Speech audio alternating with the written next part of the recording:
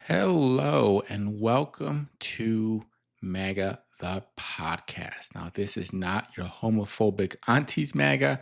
Our MAGA stands for I'm an Angry Asshole, the cult of Donald Trump. I am the disgusted American, and the mission of this podcast is to show how Don the Con bamboozled a nation. Our goal is to ensure that the cult of MAGA goes down in flames by 2028.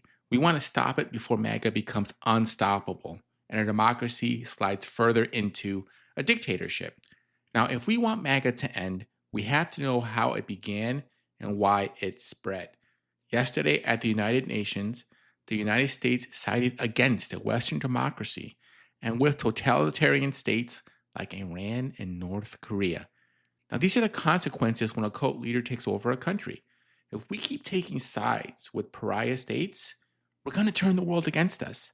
So we got to figure this shit out before the election of 2028. Hell, 2026 is up for grabs at this point. With Trump acting so unhinged, the Senate and the House of Representatives should be up for grabs. But we got to break the hold that MAGA has on America if we're going to turn the tide. You got to break the cult. So who am I and why am I leading this journey? Again, my name is the Disgusted American. Couple things I bring to the table during this journey. I'm a talented storyteller and a social doctor. I have 18 years of experience in both Hollywood and in management consulting. So I've dealt with all kinds of social problems that come from people, systems, and power. My hope is that we can help make sense of this MAGA mess via my strengths of storytelling and problem solving. Maybe we can figure out how to get out of this mess. So during our last episode, we talked about the initial rise of the Prince of Darkness. We talked about how Watergate made him a name, how working with Reagan made him a force, and how starting a maverick lobbying firm made him a fortune. We uncovered the shocking sex scandal that pushed him from the light and into the shadows. And we learned how through the nefarious Roy Cohn, he met a brash bruiser named Donald Trump that he thought could be his ticket to redemption. But their first presidential campaign, back in 2000, was an absolute disaster. So how will the Prince of Darkness turn the tide? How can he make a blowhard bully like Donald Trump a beloved savior of the American dream? So in this episode, we're going to answer the big question: what is the perfect snake oil recipe for an aspiring authoritarian? We're going to really look at the origins of Trump's political snake oil. What could he promise to cure the ills of the American voters back in 2016? And remember, it doesn't really have to work. It just has to sound good. We're going to share a multi-generational snake oil formula that was honed and perfected over a 50-year period by several former American presidents. We're going to especially think about and talk about some of the catastrophic side effects our nation has suffered from ingesting this toxic tonic. It's devastated American democratic institutions that historically have served as checks and balances against unmitigated federal executive power.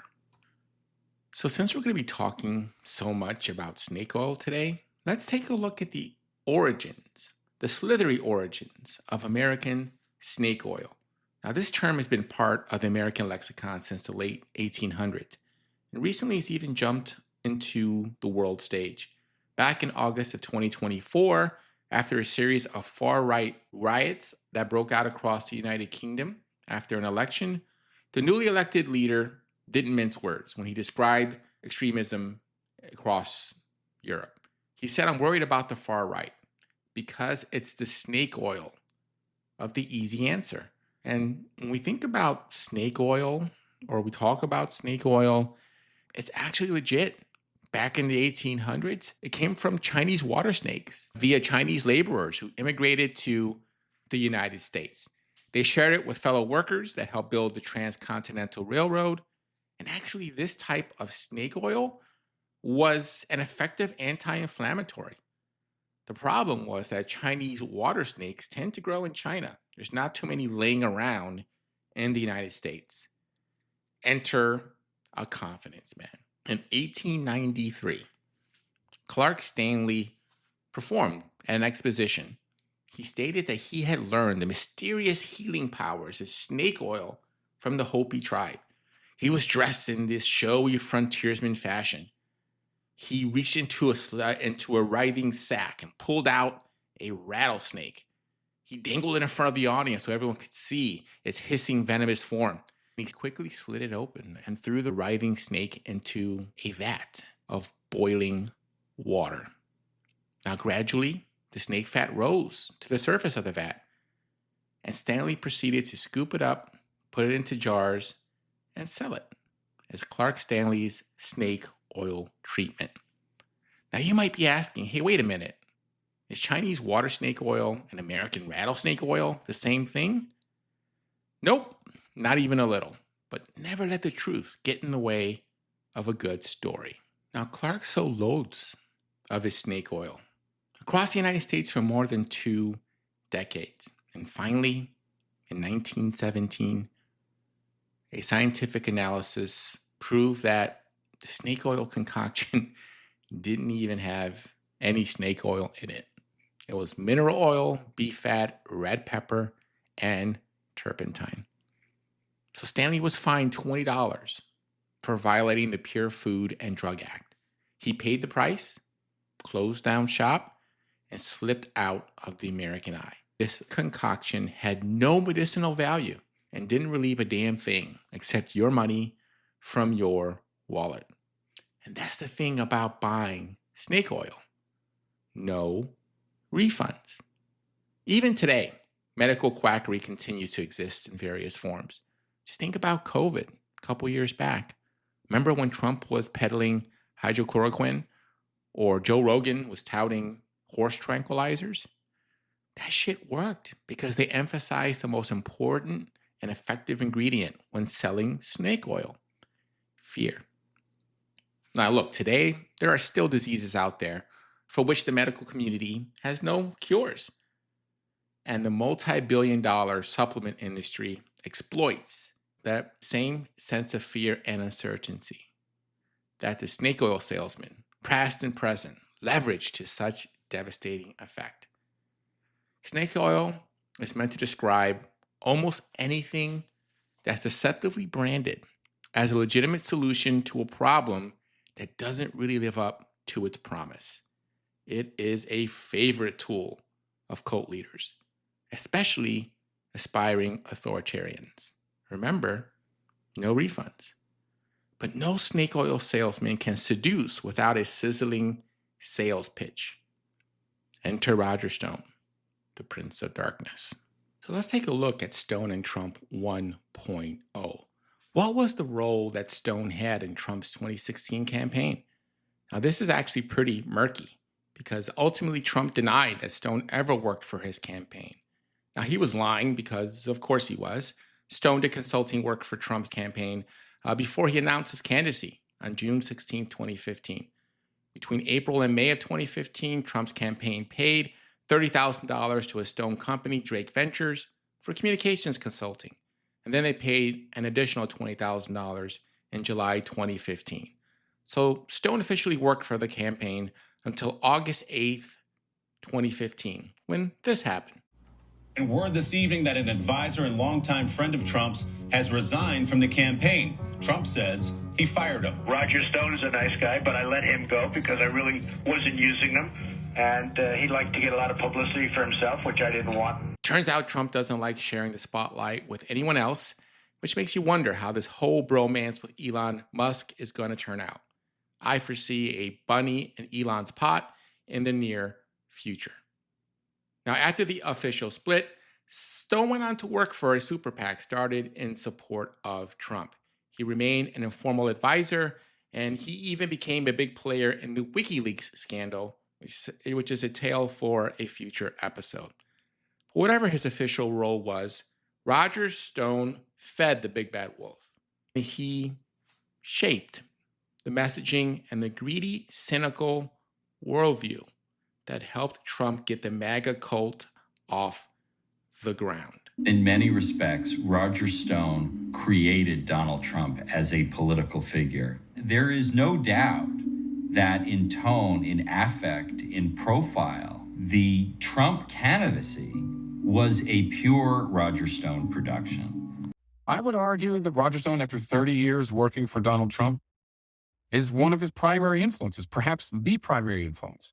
And to think that the guy who calls out people on Twitter like Roger does, who's done the things and told the stories, is actually in the catbird seat with a Republican nominee is something for the record books. Donald Trump has now elevated the issues that I believe in. Anti-elitism that was first identified by Richard Nixon. To you, the great silent majority. Mined by Ronald Reagan. Government is not the solution to our problem. Government is the problem. And now Donald Trump. The silent majority is back, and we're going to take the country back. The image they have of politics is a dirty image of politics. It's that everybody's for sale. When Trump talks about, I gave my money because I thought I might need a favor later. Everyone's for sale. Nobody's there to serve the public good. It's an anti-government view and an anti-political view, and very lacking in idealism, very cynical.